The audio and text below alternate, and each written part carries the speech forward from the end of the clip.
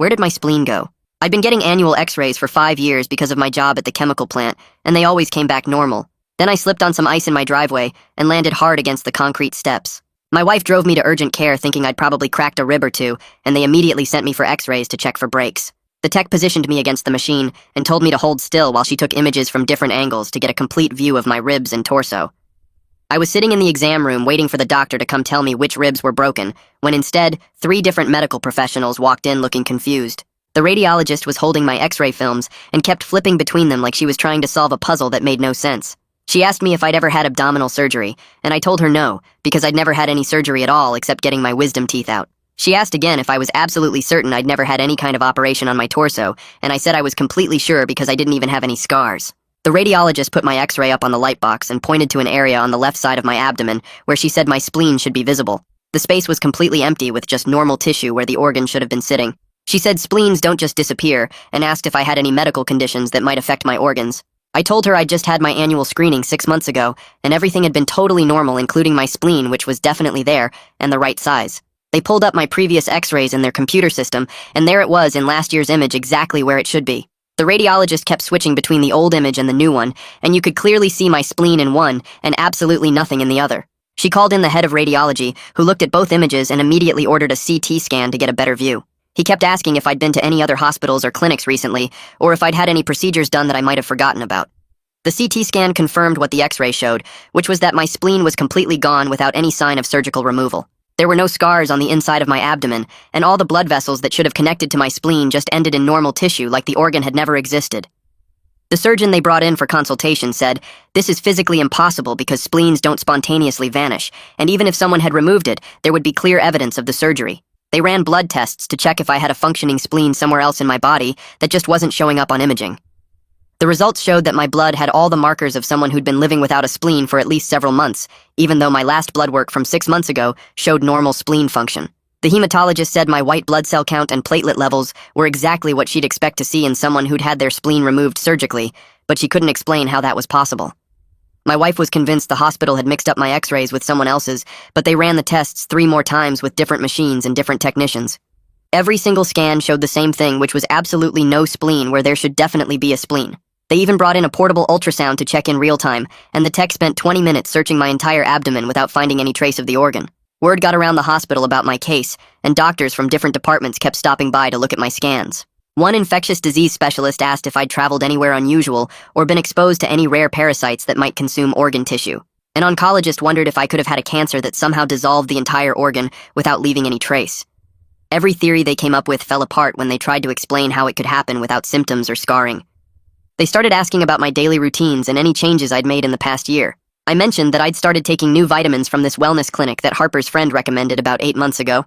The doctors exchanged looks and asked for the bottle, but I'd thrown it away when I finished it. They asked if I remembered the name of the clinic, and when I told them, they all went silent, and one nurse actually left the room. After a week of tests, they discharged me with no answers and told me to come back immediately if I developed any symptoms. The radiologist pulled me aside before I left and said she'd been practicing medicine for 20 years and had never seen anything like this. She handed me a card with her personal cell phone number written on it. She said she'd sent my case to a colleague at Johns Hopkins who specialized in unexplained medical phenomena, and he wanted to fly me out for more testing. Then she showed me something on her phone that she said I needed to see. It was a medical journal article from 3 years ago about 7 different patients who'd all lost organs without explanation, and they all had one thing in common. And what I read made my entire body, or what was left of it, went cold. The article showed 7 patients from different states who'd all taken supplements from Wellness Collective clinics, and every single one had lost an organ without any surgical evidence. The radiologist scrolled down to show me the batch numbers, and they all started with WC47, just like she suspected mine would have. She folded the article printout 3 times and pressed it into my hand while writing down a phone number on the back with shaky handwriting. She told me this was Dr. Eleanor Pace at Johns Hopkins, and I needed to call her today because she'd been tracking these cases for 2 years. The radiologist kept glancing at the door like she was worried someone might walk in, and her voice dropped when she said the hospital administration didn't want staff discussing this pattern. She squeezed my shoulder and told me to be careful before walking out quickly. I stood there holding the paper and feeling like the floor might drop out from under me. My wife was sitting in her car in the parking lot scrolling through her phone when I opened the passenger door and collapsed into the seat. I tried to explain what the radiologist had shown me, but the words kept getting stuck in my throat. I handed her the article printout and watched her face change as she read through it. Her hands started shaking, and then she threw the car into reverse so fast I had to grab the door handle. She said we were going to that wellness clinic right now, and she was going to get answers from whoever was working there. I put my hand on her arm and told her we couldn't just show up there without a plan. She pulled over in the hospital parking lot and gripped the steering wheel while taking deep breaths. I explained that we needed to document everything first and contact this Hopkins specialist before we did anything else. She nodded, but I could see her jaw muscles working as she drove us home without saying another word. The house felt too quiet when we walked in, and I went straight to the filing cabinet where we kept our financial records. I pulled out 8 months of credit card statements and spread them across the kitchen table. There it was in black and white on the April statement, Wellness Collective for $89.95. My wife stood behind me, and we both stared at that line item like it might disappear if we looked away. She took a picture of it with her phone, and then I did the same because we both knew we'd need proof. I picked up my phone and dialed the number the radiologist had written down. It rang twice before a woman answered saying this was Dr. Pace, and she'd been expecting my call. Her voice was calm, but I could hear urgency underneath when she asked if I was the patient from the radiologist's referral. She said she'd been tracking organ disappearances linked to these supplements for 2 years, and my case might help her understand the pattern. She asked detailed questions about when I took the supplements and what other medications or chemicals I'd been exposed to. When I mentioned working at the chemical plant, she made a sound like pieces were clicking together in her head. She scheduled me for comprehensive testing next Tuesday and told me to overnight any remaining supplements if I had them. She gave me a FedEx account number and said to keep any receipts or bottles or anything related to the purchase. Before hanging up, she said this was bigger than just 7 cases and to avoid going back to that clinic until we knew more. That night, I lay in bed feeling weird sensations where my spleen used to be, even though the doctor said that was impossible. My wife reached over and took my hand without saying anything because we both knew how scared we were. Neither of us slept much, and I kept touching my left side expecting to feel something different. The next morning, I called my supervisor at the plant while my wife made coffee. I told him I needed extended medical leave for specialized treatment at Johns Hopkins. He sounded annoyed and started talking about quarterly targets and staffing issues. When I mentioned potential legal implications related to workplace chemical exposure, his tone changed completely. He approved the leave immediately and said HR would send the paperwork. After hanging up, I opened my laptop and searched for Wellness Collective online. Their website loaded slowly and showed dozens of 5-star reviews from 3 years ago, talking about miracle supplements and amazing energy boosts. But when I sorted by recent, there was nothing from the past 18 months. The last update on their blog was from 14 months ago, announcing new product lines. Their social media pages existed, but hadn't posted anything in almost a year. The clinic's hours showed they were open, but when I called the number, it just rang without anyone answering or even going to voicemail. I found their business registration online, and it was still active with an address about 20 minutes from our house. My wife looked over my shoulder as I searched and pointed out that all the positive reviews stopped right around when the medical journal article was published. She clicked on a health forum link near the bottom of the search results and started scrolling through posts from people asking about weird side effects from vitamins. Most of the posts were typical stuff about upset stomachs or headaches, but then she stopped scrolling and pointed at one from 3 months ago. The title said, "Missing Kidney After Taking Wellness Collective Supplements. Anyone else?" And the username was JC Crawford 87. I clicked on the post and started reading about this guy, Justin Crawford, who went in for back pain and found out his left kidney was completely gone. He described the same confusion from doctors and the same lack of surgical scars and how he'd taken supplements from the same clinic 8 months before his kidney vanished. My wife grabbed the laptop and started typing a private message to him, explaining our situation and asking if he wanted to compare notes. She hit send before I could even finish reading his whole post, and we both stared at the screen waiting for any sign he was online. About 40 minutes later, the message icon lit up, and there was his reply saying he couldn't believe someone else was going through this.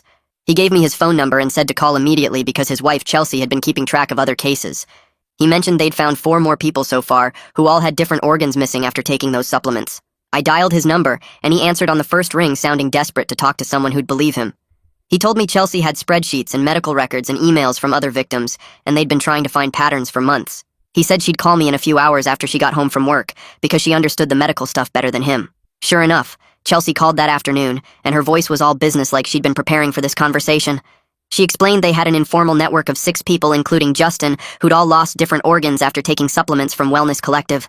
She rattled off the list, which included a woman missing her gallbladder, and a man whose adrenal gland had vanished, and another person missing part of their liver.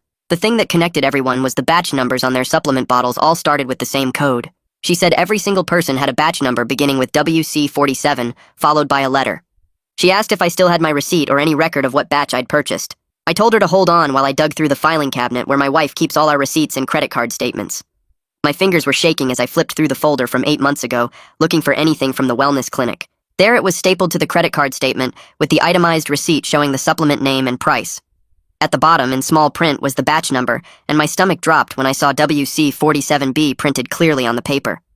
I told Chelsea what I'd found, and she made a sound like she'd expected it, but hoped she was wrong. She said this proved we weren't random victims, but specifically targeted by certain batches of supplements. She asked me to scan the receipt and email it to her, so she could add it to her evidence file. Right after I hung up, my phone buzzed with a text from Harper, asking why I'd been out sick for over a week. I stared at the message knowing I had to tell him that his friend's recommendation had led to my spleen disappearing. I texted back that we needed to talk in person and asked if he could meet for coffee the next morning. He agreed and asked if everything was okay, but I didn't know how to answer that in a text. The next morning, I sat in the coffee shop waiting for Harper and trying to figure out how to explain everything. He walked in looking concerned and sat down asking what was going on with me. I started from the beginning with the fall on the ice and the x-rays and watched his face go from confused to shocked as I explained about my missing spleen. When I got to the part about the wellness clinic supplements, his skin went pale and he grabbed his phone. He called his friend right there in the coffee shop demanding to know why they'd recommended that clinic. I could hear his friend on the other end claiming they'd just seen an ad online and thought it looked good. Harper kept pressing for more information, but his friend insisted they didn't know anything about problems with the supplements. After he hung up, Harper apologized over and over, saying he never would have mentioned it if he'd known. 3 days later, my appointment at Johns Hopkins finally arrived, and my wife drove us to Baltimore at 5 in the morning. I spent the drive reviewing all my medical records and making notes about dates and symptoms and anything that might help. The GPS led us through the hospital campus to a research building where Dr. Eleanor Pace had her office on the 4th floor. Her office walls were covered with charts and graphs and medical journal articles, all connected with colored string like a detective's evidence board. She had stacks of patient files on her desk and a whiteboard filled with chemical formulas I didn't understand. She shook my hand and immediately started asking questions while pulling up my files on her computer. She ordered blood work first and sent me to a lab down the hall where they took 12 vials of blood. Then she had me go through a series of scans using machines I'd never seen before that looked way more advanced than anything at our local hospital. She explained she was checking for trace elements and biological markers that normal tests wouldn't detect. The way she moved through the tests suggested she'd done this exact series many times before with other patients. She kept making notes on her tablet and occasionally nodding like pieces were fitting together in her mind. 2 hours later, she called me back to her office with a thick folder of test results. The blood work showed elevated levels of iron and copper and some rare metals that shouldn't be in my system at all. She pulled up a molecular diagram on her computer showing how these metals could bond with organic compounds to create nanoparticles. She explained that at certain concentrations, these particles could theoretically target specific organs based on their chemical signatures. She said my spleen would have filtered these particles initially, but once they reached a critical mass, they could have triggered a breakdown of the organ tissue itself. She started asking detailed questions about my job at the chemical plant and what compounds I worked with daily. She wanted to know about every chemical exposure and safety protocol and whether I'd noticed any changes in my health before taking the supplements. She pulled out a map of the United States and started marking locations where other victims lived and worked. She pointed out that 3 of us worked in chemical or industrial settings with regular exposure to certain compounds. She said the supplements alone might not cause organ loss, but combined with specific occupational exposures, they could trigger the process. Her theory was that certain chemicals at my job made my body more susceptible to whatever was in those supplements. She pulled out a folder with vaccination schedules and started marking which ones I'd need right away, since my spleen couldn't protect me from certain bacteria anymore. The nurse came in with a tray of syringes and explained I'd need pneumonia vaccines and meningitis shots and something for Haemophilus influenzae, which I'd never even heard of before. She stuck me with 4 different needles while listing all the things I'd have to watch out for now, like avoiding sick people and taking antibiotics before any dental work and getting to a hospital fast if I ever got a fever over 101. The shots burned going in and my arms started aching, but what really hurt was hearing her say, this would be my life forever now, with booster shots every few years, and constant worry about infections that normal people fight off without even knowing. Dr. Pace gave me a thick packet of information about living without a spleen and scheduled another appointment in 2 weeks to check my antibody levels. Back at our hotel that night, I called Justin Crawford and told him everything Dr. Pace had discovered about the metal compounds and nanoparticles. He got excited and said Chelsea had been organizing all their medical records into a timeline, and they wanted to share everything with Dr. Pace to help build the case. Chelsea got on the phone and rattled off dates and test results and batch numbers while I took notes on hotel stationery. She'd found 2 more people through online forums who'd taken the same supplements and lost organs, and she was putting together what looked more like evidence for a crime than just medical research. We set up a shared folder online where we could all upload our records and lab results and anything else that might help Dr. Pace understand the pattern. The next morning, my wife and I drove back home, and I couldn't stop thinking about that wellness clinic that sold me those supplements. I looked up the address online and saw they were still open according to their website, even though the reviews had stopped months ago. My wife didn't want me going there, but I needed to see the place and maybe get answers about what they'd sold me. The clinic was in a strip mall between a nail salon and a tax office, and when I walked in, the waiting room was almost empty, except for one older woman reading a magazine. The receptionist looked up from her computer, and her smile disappeared when I said I'd taken supplements from them last year and had questions. She started typing fast on her keyboard and said they'd discontinued that product line months ago due to supplier issues. I asked what kind of supplier issues, and she got nervous and said she wasn't allowed to discuss product details, and maybe I should talk to the director. She picked up her desk phone and whispered something I couldn't hear, and then told me to wait. A few minutes later, a man in an expensive suit came out and introduced himself as Aldo Molina, the clinic director. He had perfect white teeth and shook my hand too hard, and immediately started asking what concerns I had about their products. I told him about my missing spleen and the metal compounds in my blood, and watched his face stay perfectly calm like he'd practiced this conversation before. He said their products were all FDA-approved supplements, and suggested maybe I had some underlying health condition that caused my problems. When I mentioned other people losing organs after taking the same batch, he said that was impossible, and started talking about lawyers and defamation, and how I better be careful making accusations without proof. I noticed his eyes kept moving to the security cameras in the corners of the ceiling, and realized he was making sure our whole conversation was recorded. He handed me his business card, and said to have my lawyer contact their legal department if I had any real concerns. But the way he stood with his arms crossed told me he knew exactly what those supplements had done. His defensive posture and the way he kept mentioning lawyers made it clear he'd been expecting people like me to show up asking questions. That evening, my wife spread out all our bills and bank statements on the kitchen table and started adding up medical costs and lost wages from my time off work. The numbers made my stomach hurt worse than the vaccination shots, with thousands in medical bills already, and more coming with all the follow-up care I'd need. She grabbed my hand and said we'd figure it out together, and my health was more important than money, and we could sell the boat if we had to, or take out a loan against the house. I posted on 3 different local Facebook groups and 2 community message boards, asking if anyone else had weird health problems after taking supplements from that wellness clinic. Within 2 hours, I had 4 private messages, and by the next morning, 2 more people had reached out with stories about unexplained symptoms and missing tissue on their scans. One woman said her thyroid had shrunk to almost nothing, and another guy's pancreas was only working at half capacity, and they'd both taken supplements from the same batch numbers Chelsea had been tracking. I set up a video call with Justin that afternoon, and he looked tired but determined on my laptop screen. He told me he'd been emailing with someone in Germany who'd lost their gallbladder after taking similar supplements from a different brand, but with the same weird metal signatures in their blood work. This wasn't just our local clinic, but something bigger and international with the same formula being sold under different names in different countries. Dr. Pace called that evening and said her preliminary analysis suggested the supplements contained engineered nanoparticles specifically designed to accumulate in certain organs until they reached a critical mass. Once enough particles built up, they basically dissolved the organ tissue from inside without leaving any surgical traces or scarring. She was working with colleagues at 3 other universities, trying to understand why only some people were affected, and her current theory involved specific genetic markers combined with environmental triggers.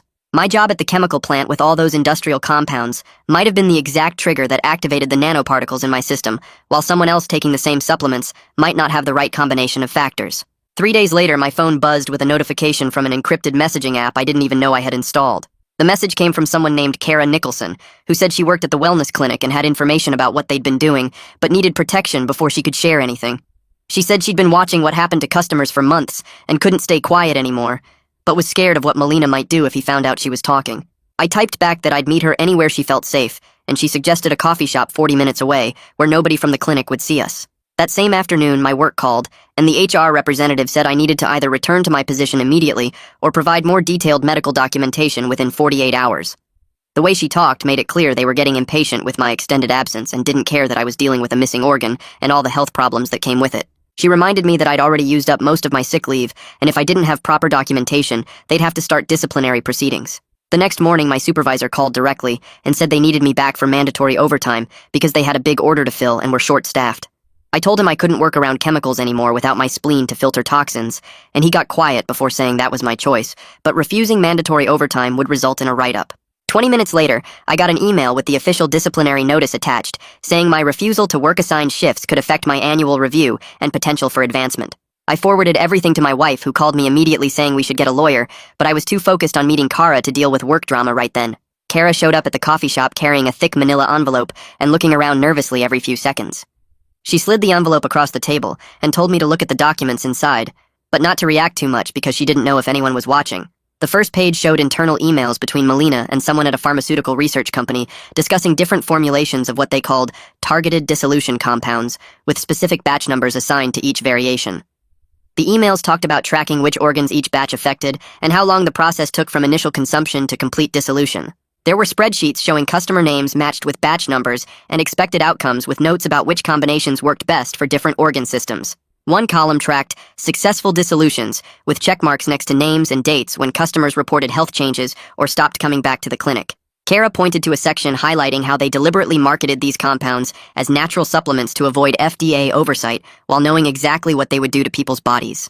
The next set of documents made my hands shake because they were actual purchase orders from a laboratory supply company with bright red stamps saying, "Not for human consumption, research use only," across every page. Molina's signature appeared on each order, along with his handwritten notes about which batches to label as which vitamin supplements for retail sale. The invoices showed he'd been buying these compounds for 3 years, and the quantities kept increasing as they figured out which formulations worked most effectively.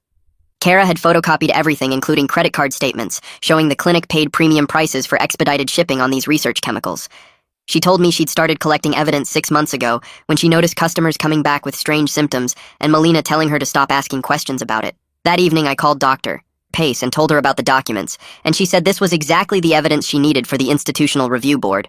She explained that having documented proof of intentional harm would fast-track the formal research approval and make it impossible for the clinic to claim coincidence or user error. She submitted our case series that night with all the supporting documentation and said the board would review it within days given the severity of the situation. 2 days later, I woke up with a fever of 102, and my wife drove me straight to urgent care, where they took one look at my medical history and immediately started me on intravenous antibiotics.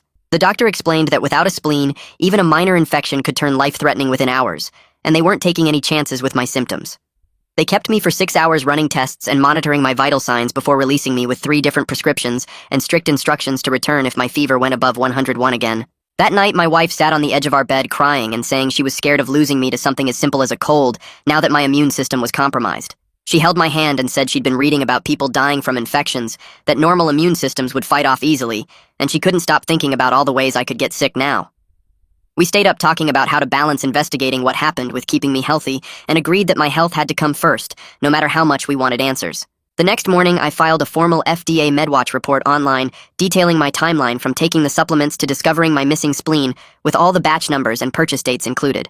Within 3 days, Marcel Cho from the FDA called saying they'd received my report, along with several others about the same clinic, and were opening a formal investigation. He asked detailed questions about everything from the supplement packaging to my symptoms and said they'd be contacting me for additional information as they built their case.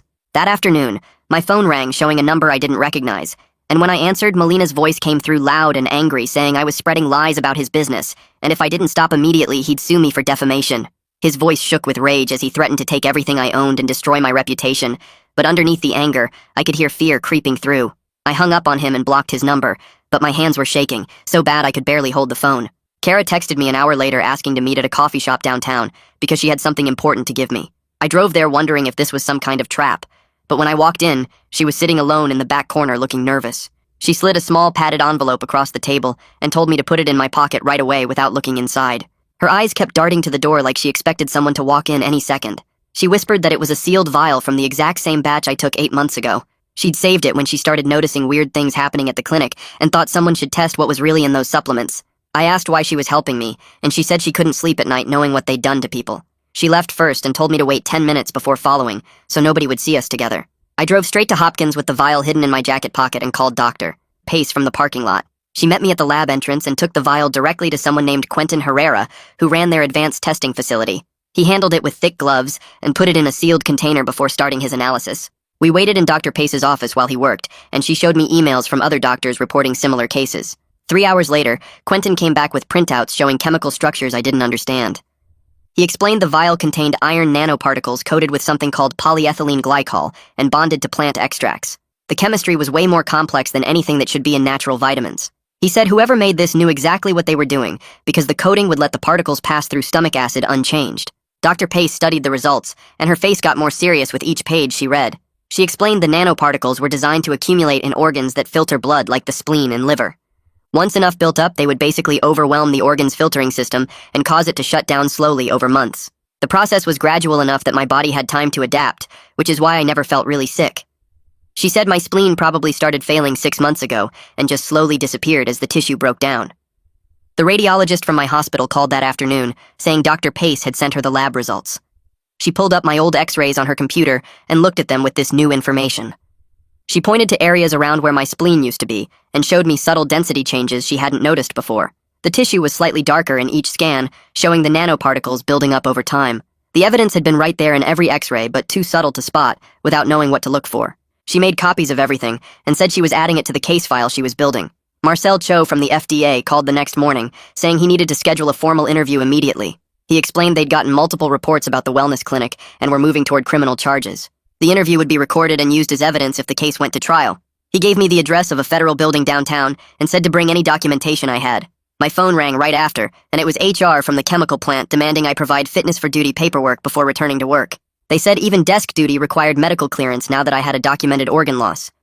We went back and forth about accommodations and finally agreed on flexible hours for medical appointments. They also promised to keep me away from any chemical exposure areas permanently. That night, I found an online support group for people living without spleens and spent hours reading their posts. They shared tips about avoiding crowds during flu season and which vaccines were most important to get. One person wrote about carrying antibiotics everywhere, and another explained which foods helped boost immune function. It felt weird but good to connect with people dealing with the same daily challenges I was facing. Dr. Pace called asking if I'd be willing to be the lead case in her medical journal article about supplement-induced organ loss. She said having a documented case with lab evidence would help warn other doctors to look for this. Being the face of this whole thing felt scary, but also gave me purpose beyond just being a victim. I told her yes, and she started drafting the paper that same day. 2 days later, I drove to the wellness clinic with Kara parked across the street in her car. She had her phone ready to record from her window while I went inside to confront Molina with the lab results. He was in his office, and his face went red when he saw me walk through the door. I put the lab report on his desk and watched him scan through it while his jaw clenched tighter with each page. He started with denial, saying the tests must be wrong, and then shifted to blaming customers for not following directions. He said people took too much or mixed it with other supplements, and that wasn't his fault. Not once did he ask if I was okay or express any concern about my health or anyone else's. His voice got louder as he insisted he'd done nothing illegal and threatened to call security if I didn't leave. I pushed him harder, asking why he kept selling after getting reports of problems, and that's when he snapped.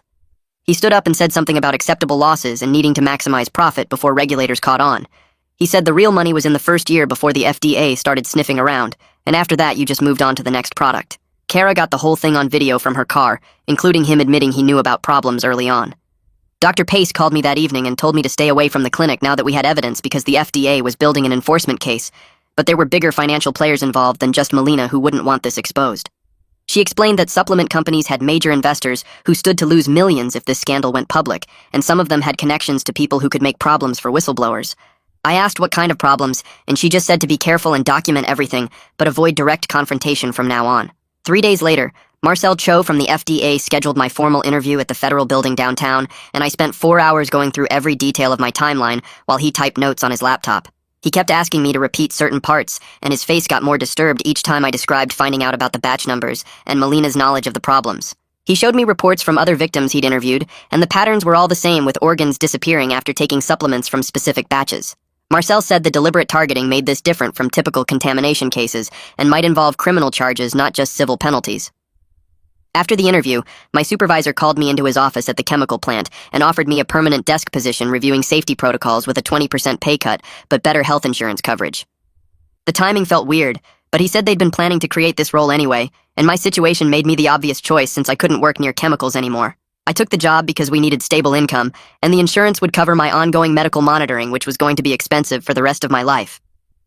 That same week, I drove past the wellness clinic and saw a big sign saying they were closed for renovations and would reopen soon with new management. The local news ran a brief story about the business closure, but framed it as part of normal turnover in the strip mall without mentioning any health concerns or investigations. I called Marcel about it, and he said they couldn't stop the clinic from closing voluntarily, but it might actually help the investigation if Molina thought he was getting away with it. Dr. Pace emailed me amazing news that her research paper about supplement-induced organ loss had been accepted by the New England Journal of Medicine, and she'd listed me as a contributing author. She said having my case documented in a major medical journal would help other doctors recognize this condition and maybe save lives even if we couldn't get our organs back. The publication was still months away, but it felt like the first real victory in this whole nightmare. Kara called me crying because she'd quit the clinic after giving her evidence to the FDA and now couldn't find work since potential employers kept asking why she left her last job so suddenly.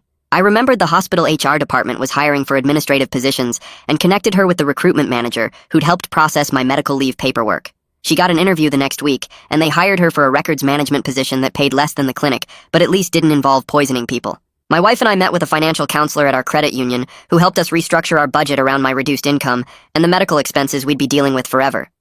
We had to cancel our vacation plans and sell my truck to pay down debt, but the numbers worked if we were careful, and nothing else went catastrophically wrong with my health. The counselor said lots of families dealt with chronic medical conditions and gave us worksheets for tracking expenses and planning for emergencies. I went to the clinic 3 times that month to complete my vaccination series, since people without spleens need extra protection against certain bacteria that normal immune systems handle automatically.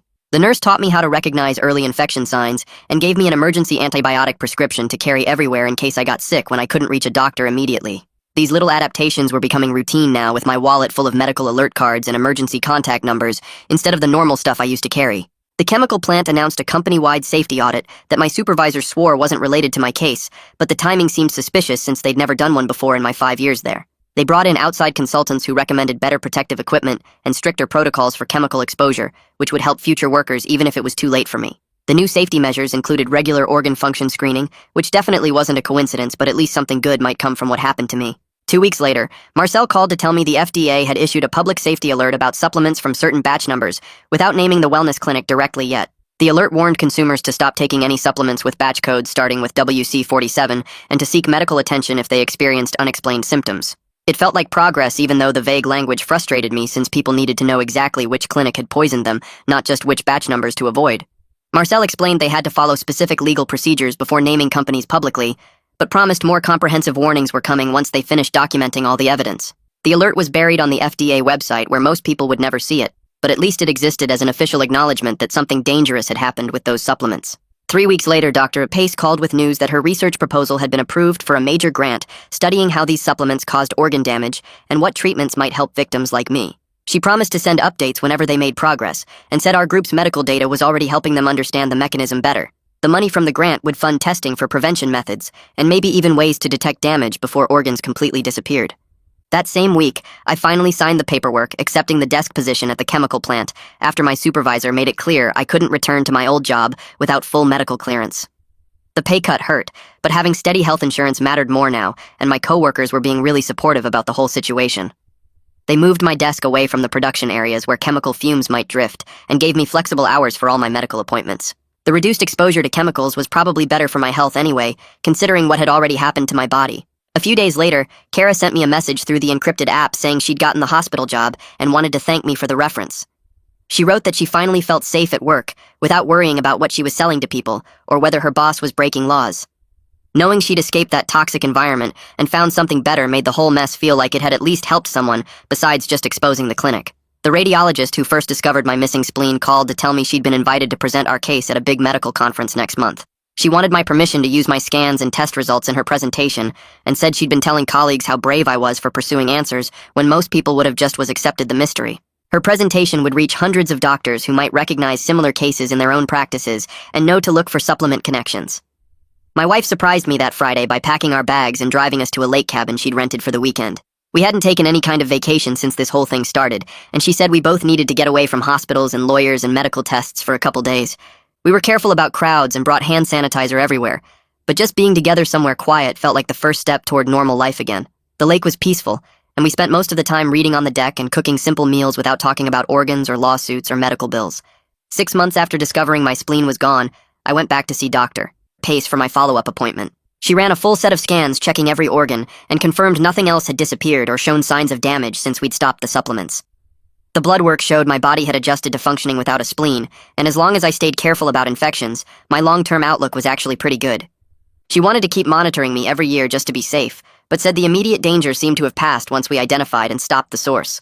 That night, I sat at my computer and started typing up our whole story from the beginning with every detail I could remember. I posted it on health forums and consumer protection websites and anywhere else people might search for information about weird symptoms or supplement safety. The post included the clinic name and batch numbers and warning signs to watch for and links to the FDA alerts that were still buried on government websites. Within days, hundreds of people had shared it, and dozens messaged me with their own stories of unexplained health problems after taking supplements from similar clinics. Some had lost organs like me, while others had different kinds of damage, but all of them felt relieved to finally have an explanation for what had happened to their bodies. Looking back at everything from that first x-ray to now, I'd lost my spleen and a chunk of my income, and any sense that the world was safe or fair. But I'd also found this whole network of people fighting the same fight, including doctors who believed us, and investigators who took us seriously, and other victims who understood what we were going through. Marcel kept pushing the FDA case forward, and Dr. Pace kept researching treatments, and Kara kept sharing evidence, and the radiologist kept spreading awareness at medical conferences. My body would never be the same, and I'd spend the rest of my life being careful about germs and infections that normal people never worried about. But I wasn't facing it alone anymore, and it helped expose something that might have hurt thousands more people if we'd stayed quiet. The support from everyone who'd stepped up to help made the loss bearable, and gave me hope that maybe we could stop this from happening to anyone else. That's a wrap for now. Thanks for just hanging out and exploring all these little details with me. Until next time, subscribe for more content like this.